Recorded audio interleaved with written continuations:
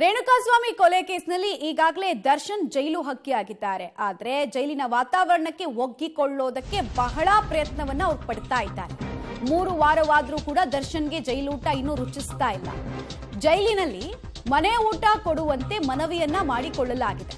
ಊಟ ಹಾಗೂ ಹಾಸಿಗೆ, ಪುಸ್ತಕ ಮನೆಯಿಂದ ಪಡೆಯೋದಕ್ಕೆ ಅನುಮತಿಯನ್ನ ಕೋರಿ ರಿಟ್ ಅರ್ಜಿ ಸಲ್ಲಿಕೆ ಆಗಿದೆ. ಜೈಲು ಅಧಿಕಾರಿಗಳಿಗೆ ನಿರ್ದೇಶನ ಕೋರಿ ರಿಟ್ ಅರ್ಜಿ ಸಲ್ಲಿಕೆ ಆಗಿರೋದ್ರ ಬಗ್ಗೆ ಮಾಹಿತಿ ಲಭ್ಯ ಆಗ್ತಾ ಇದೆ. ಇನ್ಫ್ಯಾಕ್ಟ್ ತುರ್ತು ವಿಚಾರಣೆಗೆ ತೆಗೆದುಕೊಳ್ಳುವಂತೆ ಈ ಅರ್ಜಿಯನ್ನ ವಕೀಲರು ಮನವಿಯನ್ನ ಮಾಡ್ಕೊಂಡಿದ್ದಾರೆ. ನೋಡಿ, ಸಾಮಾನ್ಯವಾಗಿ ಈ ಅಂಡರ್ ಟ್ರಯಲ್ ಪ್ರಿಸ್ನರ್ಸ್ ಇರ್ತಾರಲ್ಲ, ಅವ್ರಿಗೆ ಒಂದು ರೈಟ್ ಟು ಲೈಫ್ ಅಂತ ಹೇಳಿ ಒಂದು ಅವಕಾಶ ಇರುತ್ತೆ. ಅಂದ್ರೆ ಜೈಲ್ ಮ್ಯಾನ್ಯುಯಲ್ ನಲ್ಲಿ ಇರುತ್ತೆ. ಕೆಲವು ವಿಚಾರಗಳಲ್ಲಿ ವಿನಾಯಿತಿ ಕೊಡಬಹುದು ಅಕಸ್ಮಾತ್ ಸ್ಪೆಷಲ್ ರಿಕ್ವೆಸ್ಟ್ ಅನ್ನು ರೈಸ್ ಮಾಡಿದ್ರೆ ಅಂತ. ಸೊ ಇಲ್ಲೂ ಕೂಡ ಒಂದು ಸ್ಪೆಷಲ್ ರಿಕ್ವೆಸ್ಟ್ ರೈಸ್ ಆಗಿದೆ. ರಿಟ್ ಅರ್ಜಿಯನ್ನು ಸಲ್ಲಿಕೆ ಮಾಡಿದ್ದಾರೆ ವಕೀಲರ ಮೂಲಕ.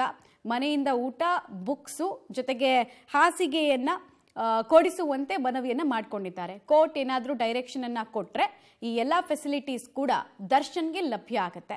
ಈ ರೀತಿ ಅಂಡರ್ ಟ್ರಯಲ್ ಪ್ರಿಸ್ನರ್ಸ್ಗೆ ತುಂಬಾ ಸಲ ಫೆಸಿಲಿಟಿಗಳು, ಮನೆಯಿಂದ ಊಟ ತರಿಸೋದಿರ್ಬೋದು, ಬುಕ್ಸ್ಗಿರ್ಬೋದು, ಕೋರಿ ರಿಟ್ ಅರ್ಜಿಯನ್ನು ಸಾಮಾನ್ಯವಾಗಿ ಹಾಕ್ತಾರೆ. ಫಾರ್ ಎಕ್ಸಾಂಪಲ್, ಇತ್ತೀಚೆಗಷ್ಟೇ ಅರವಿಂದ್ ಕೇಜ್ರಿವಾಲ್ ಅವರು ತಿಹಾರ್ ಜೈಲಲ್ಲಿ ಇದ್ದಾಗಲೂ ಕೂಡ ಅವರ ಪರವಾಗಿ ಅವರ ವಕೀಲರು ರಿಟ್ ಅರ್ಜಿಯನ್ನ ಹಾಕಿನೇ ಇದೆಲ್ಲ ಫೆಸಿಲಿಟಿಗಳನ್ನ ಕೊಡಿಸ್ಕೊಂಡಿದ್ರು. ಸೊ ಇಲ್ಲೂ ಕೂಡ ದರ್ಶನ್ ಪರ ವಕೀಲರು ಮನವಿಯನ್ನ ಮಾಡ್ಕೊಂಡಿದ್ದಾರೆ. ಇದನ್ನು ಹೇಗೆ ಕನ್ಸಿಡರ್ ಮಾಡ್ತಾರೆ ಅನ್ನೋದು ಕುತೂಹಲ.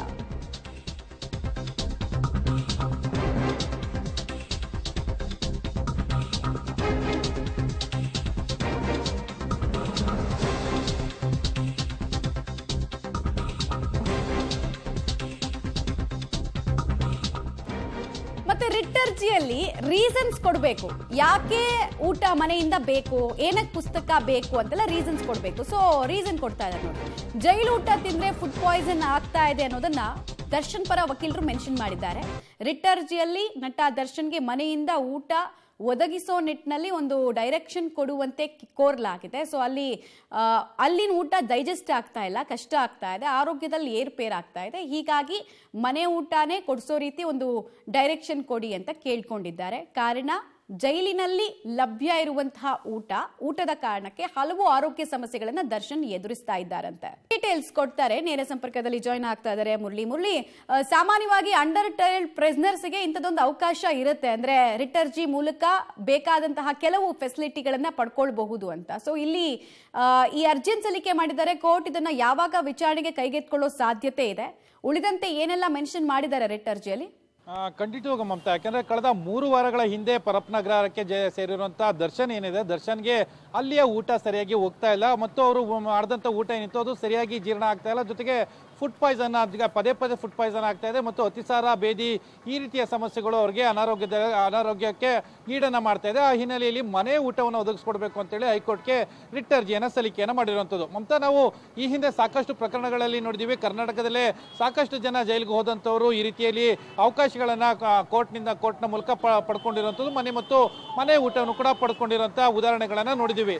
ಅದೇ ರೀತಿಯಲ್ಲಿ ದರ್ಶನ್ ಅವರು ಕೂಡ ಈಗ ಹೈಕೋರ್ಟ್ಗೆ ರಿಟ್ ಅರ್ಜಿಯನ್ನು ಹಾಕೊಂಡಿದ್ದಾರೆ. ಜೊತೆಗೆ ಅವ್ರಿಗೆ ಯಾವ ರೀತಿಯಲ್ಲಿ ಆರೋಗ್ಯದ ಸಮಸ್ಯೆಗಳಾಗ್ತಾ ಇದೆ, ಜೊತೆಗೆ ಊಟವನ್ನ ಯಾವ ರೀತಿ ಅವರು ಅರ್ಗಿಸ್ಕೊಳ್ಳಕ್ಕೆ ಸಾಧ್ಯ ಆಗ್ತಿಲ್ಲ. ಯಾಕೆಂದ್ರೆ ಸಾಮಾನ್ಯವಾಗಿ ಈ ರೀತಿಯಲ್ಲಿ ಹೊರಗಡೆ ಊಟವನ್ನ ಮಾಡಿದ್ರೆ ಕೆಲವೊಬ್ಬರಿಗೆ ಫುಡ್ ಪಾಯ್ಸನ್ ಆಗುವಂತ ಸಾಧ್ಯತೆಗಳಿರ್ತವೆ. ಜೊತೆಗೆ ಅತಿ ದೊಡ್ಡ ಪ್ರಮಾಣದಲ್ಲಿ ಮಾಡುವಂತಹ ಅಡುಗೆಗಳು ಒಂದಷ್ಟು ಜನರಿಗೆ ಏನು ದೇಹಕ್ಕೆ ಒಗ್ಗೋದಿಲ್ಲ. ಆ ಕಾರಣಕ್ಕೋಸ್ಕರ ಇವರು ಕೂಡ ಅದೇ ರೀತಿಯ ಮನವಿಯನ್ನ ಕೂಡ ಮಾಡ್ಕೊಂಡಿರುವಂಥದ್ದು ಮತ್ತು ಜೈಲಾಧಿಕಾರಿಗಳು ಕೂಡ ರಿಟ್ ಅರ್ಜಿಯಲ್ಲಿ ಒಂದು ಕ್ಲಾರಿಫಿಕೇಶನ್ ಅನ್ನು ಕೂಡ ಕೊಟ್ಟಿದ್ದಾರೆ. ಅವರಿಗೆ ಆರೋಗ್ಯದ ಸಮಸ್ಯೆಗಳು ಪದೇ ಕಾಡ್ತಾ ಇದ್ದಾವೆ ಅಂತೇಳಿ ಒಂದು ಕ್ಲಾರಿಫಿಕೇಶನ್ ಅನ್ನ ಕೊಟ್ಟಿರುವಂಥದ್ದು.